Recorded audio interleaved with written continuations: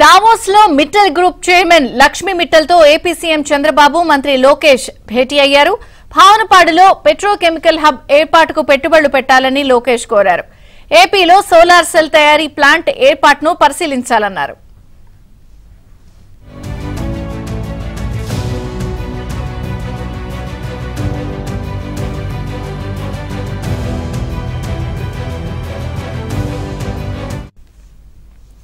Petrochemicals అన్వేషణకు Bhavanapadu వ్యూహాత్మక ప్రాంతమని లోకేష్ అన్నారు.